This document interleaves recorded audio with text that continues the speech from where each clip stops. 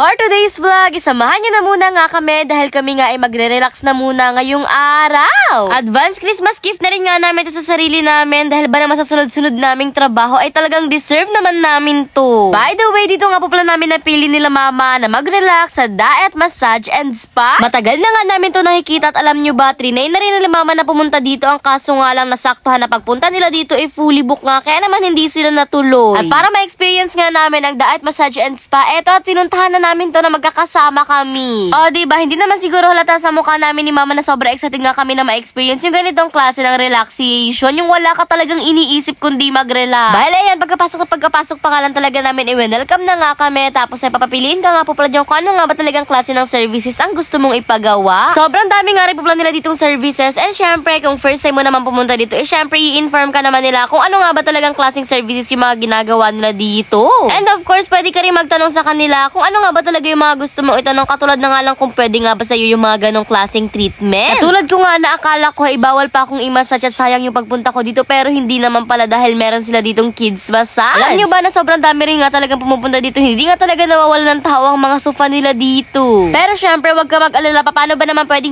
kayo sa kanila magpabook at magpa-reserve at pwede namang walk-in lang. Bale, open nga po pala sila dito mula 12 noon hanggang 12 midnight. Kaya naman kung meron ka nga talagang work maghapon tapos pauwi ka na, dumaan ka na muna dito para naman makapag-relax ka. Bale, yan si mama na nga po pala ang inuna dito pa. Paano ba naman sauna nga ang pinili niya, and kailangan niya na muna nga talaga dyan mag-foot wash bago nga siya dalahin sa sauna. Abang kami naman nga tita rin eto, sisimulan na rin nga po pala dito yung napili nga po pala namin na foot spa and pedicure. O diba, all in one talaga dito pa. Paano ba naman pwede ka na mag-relax tapos makakapagpalinis ka pa ng paa mo or ng kuko mo. Tawang-tawa nga kami sa mga oras na iba. Paano ba naman makikita nila ma'am and sir yung mga kalyo namin dito? Hala, hindi. Bale ako, pedicure nga lang po pala yung pinili ko, habang si tita rin naman nga is pedicure with gel polish. Yan naman, namili na nga talaga siya dyan ng color na pipiliin niya para sa kanyang kuko, habang ako tama na to. Paano ba naman hindi ko naman nga talaga bet ang magpakulay sa kuko ko?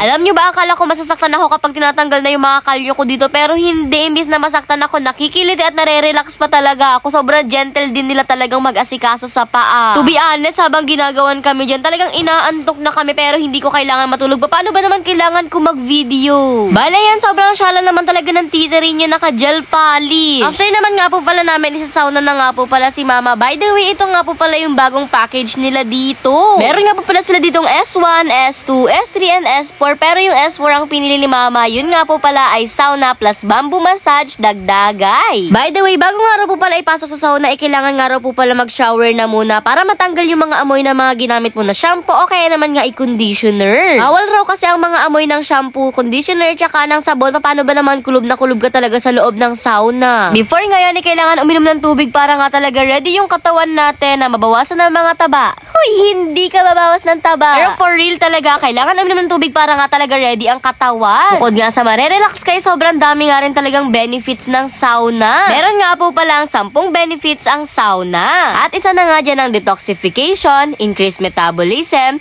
weight loss, increased blood circulation, pain reduction, anti-aging, skin rejuvenation, improve cardiovascular function, improve sleep, and syempre, stress management. Diba halos lahat ng nabanggit talaga ay kailangan ni mama, lalo na nga talaga yung pampapayat tsaka yung anti-aging. Uy, hindi ka gaganon. Anyways, after nga po pala ni mamang ilagay sa sauna, pinag-shower nga lang siya dyan. Tapos ayan, massage na nga talaga siya dyan. Full body massage nga po pala ito, at imbis na kamay lang ang gagamitan siya dito ng bamboo stick. Base sa experience ni mama, sobrang nakaka-relax daw talaga, at grabe, alam nyo ba yung mga sakit niya sa katawan parang nawawala na agad. Hindi magiging magic yan. Sabi nga ni mama, parang every part nga daw talaga sa kanya na hinihilot parang nakakapagpabawas daw talaga ng stress at sakit ng katawan. Sobrang nakaka-relax nga raw talaga, to the point na aantukin ka talaga. Hindi ka nga lang talaga sa massage aantukin, kundi dito na rin mismo sa lugar kung saan ka nakahiga. Paano ba naman sobrang lamig dito, tapos sobrang relaxing ng tugtog, sobrang tahimik pa. Talagang wala ibang papasok sa isip mo kundi ang mag-relax lang at matulog. By the way, sa mga oras naman nga na ni-ear candling na nga po pala si mama. At yes po, opo, lahat po ng ginagawa kay mama ay kasama po yan sa package na napili niya. Nakakapagpa-improve nga raw talaga ng tulog itong ear candling, and fast forward, tapos na nga po pala dyan si mama is sauna. At ito nga talaga nagtsatsaan na siya sa mga oras na yan. Naalok niya pa nga sa amin yung tsaa dahil sobrang sarap nga raw, pero sabi namin ubusin niya na. Paano ba naman alam namin na kailangan niya yan?